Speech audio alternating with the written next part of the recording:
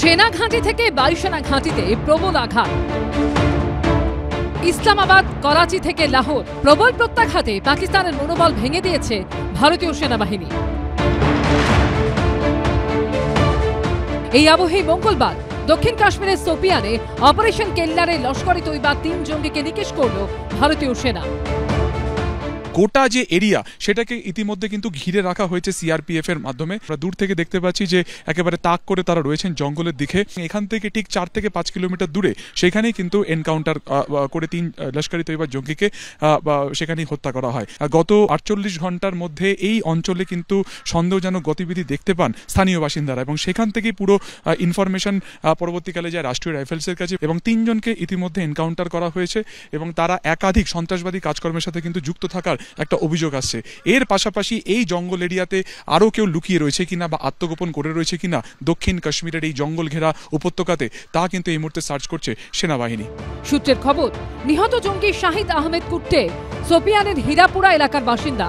2023 সালের 8ই মার্চ লস্কর-ই তৈবাতে যোগ দেয়। 2024 সালের 8ই এপ্রিল জার্মান পর্যটক খুনে জড়িত ছিল সে। এক পঞ্চায়েত প্রধানকে গুলি করার ঘটনাতেও যুক্ত ছিল শাহিদ আহমেদ কুট্টে। পেহেলগাঁওয়ে জঙ্গি হানার পর গত 26শে এপ্রিল সোপিয়ানে গুড়িয়ে দেওয়া হয় এই শাহিদ আহমেদ কুট্টের বাড়ি।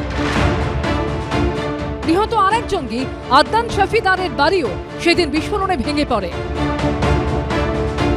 নিহত আদনান কাশ্মীরের ওয়ান্তুদা মেলহোরার বাসিন্দা ছিল। 2024 সালে লস্কর-ই তৈবা যোগ দেয় সে। সেই বছরই ভিন রাজ্য থেকে আসা শ্রমিকদের খুনের অভিযোগ ওঠে আদনানের বিরুদ্ধে। অপারেশন কেল্লারে নিকেশ তৃতীয় লস্কর জঙ্গি আহসানুল হক শেখ পুলওয়ামার বাসিন্দা। 26শে এপ্রিলের পুলওয়ামার মুরানে এই লস্কর জঙ্গি আহসানুল হকের বাড়িও ধূলিসাৎ হয়ে যায়। ওরা যদি এখানে লোকাল সাপোর্ট না পায় ওরা কি করে চালাবে? লোকাল সাপোর্ট হচ্ছে গিয়ে স্থানীয় লোকেদের support, the crucial factor, very very crucial factor. কাশ্মীরের লোক না থাকলে ওরা এতদিন ধরে লুকিয়ে কোথায় ছিল? আর ইন্টেলিজেন্স গ্যাদারিং স্টার্ট ফ্রম তোমার যে রোজ তোমার পাড়ায় যে পুলিশের লোক হেঁটে যায়, এখানে তো হাঁটে না, এখানে কেউ তাদের দেখাই যায় না। মঙ্গলবার এনকাউন্টারের পর সার্চ অপারেশন আরো জোরালো করে নিরাপত্তা বাহিনী।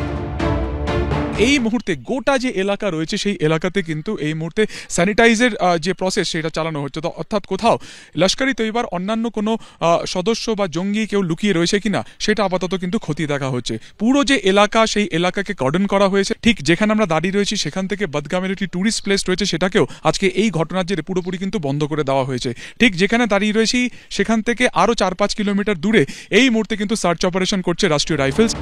পেহেলগাঁও হামলার পর 22 দিন কেটে গেছে। এখনো হামলাকারী জঙ্গিদের তন্ন তন্ন করে খুঁজে চলেছে নিরাপত্তা বাহিনী। এই পরিস্থিতিতে জঙ্গিদের ধরতে দক্ষিণ কাশ্মীরের বিভিন্ন এলাকায় এই পোস্টার লাগালো জম্মু কাশ্মীর পুলিশ। 3 জঙ্গির ছবিতেই পোস্টারে লেখা, খোঁজ দিতে পারলে পুরস্কার মিলবে 20 লক্ষ টাকা। বিজেন্দ্র সিংহ, সন্দীপ সরকার ও সুকান্ত মুখোপাধ্যায়ের রিপোর্ট, এবিপি আনন্দ।